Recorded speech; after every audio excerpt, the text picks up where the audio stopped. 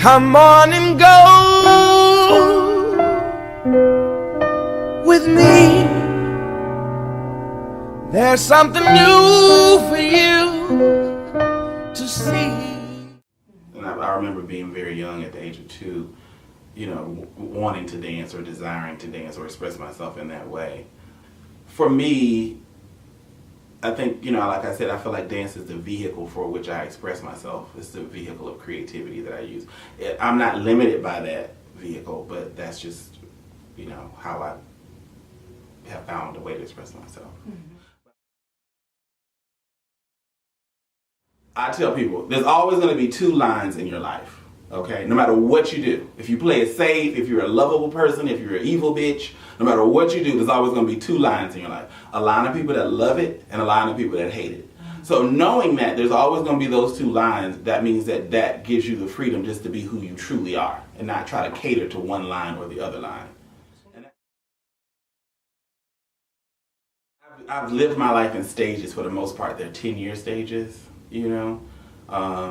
And then there was a stage in my life where I was training to be a dancer. And then I realized I only want to dance because there are these other things I want to do. Mm-hmm. In order to do those things, I have to have a reputation as a dancer. I never wanted to be this amazing, booked and blessed dancer. That was never my motivation. Because I never would have been happy like living that dancer's life. Because I knew I had a bigger vision of myself and what I wanted to do. So I went from that dancer, and then I transitioned into becoming the scholar and academic, and then now I'm doing the administrator, producer, director, you know, the thing. That's what I want to do now. That's where I'm going. That's the direction I'm going in now.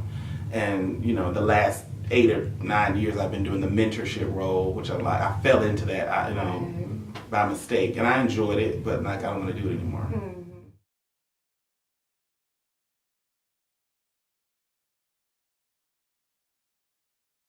The things. Oh, okay, so when Terry and I sat down, you know, Terry Slade was the founding partner for Lyft. One of the questions that he asked me is this idea sustainable? Are there enough male talented people in Atlanta to sustain it? So we just start listing every dancer and every choreographer that we would ever want to work with. And we had about a list of over 35 choreographers.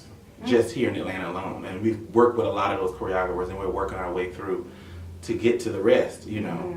And along with that list, one of the lists we made, well, what is it going to be based on? What is going to be the purpose of it? And we came up with 6 pillars of manhood, and the 6 pillars were community, family, politics, sexuality, spirituality, and masculinity. You did it! Yay! Initially, the choreographers could choose one of the 6 pillars to base the show on. And the last few shows, I decided to do the whole show on one pillar. So this particular lift that's going to take place on July 26th at 8 p.m. at the Alliance Theater at the Woodruff is going to be all about community. Yes.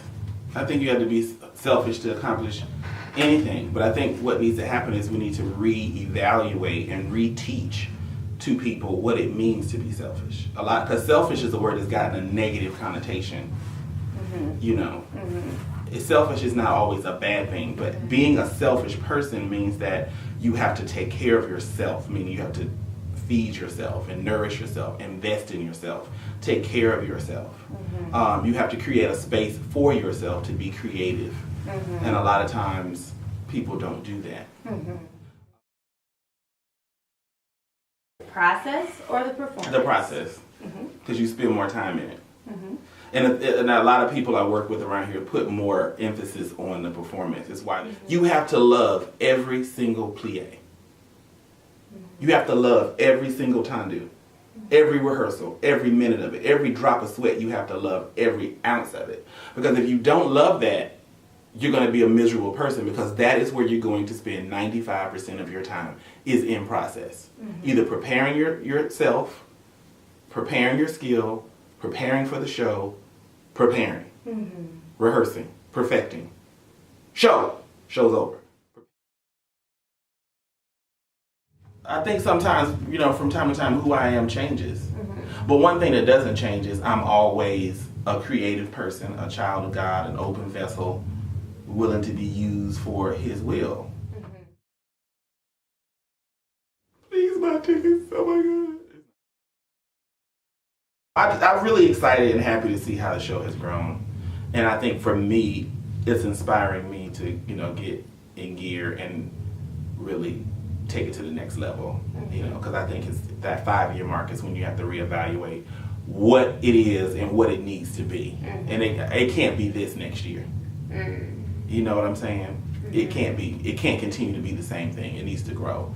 Administratively, artistically, all of that. So that's the most important thing. But I'm proud of what it is, and I'm proud of what I've done with it, and I'm happy to see what it has become. Because I couldn't have imagined that it would have been like this. Let's get lifted.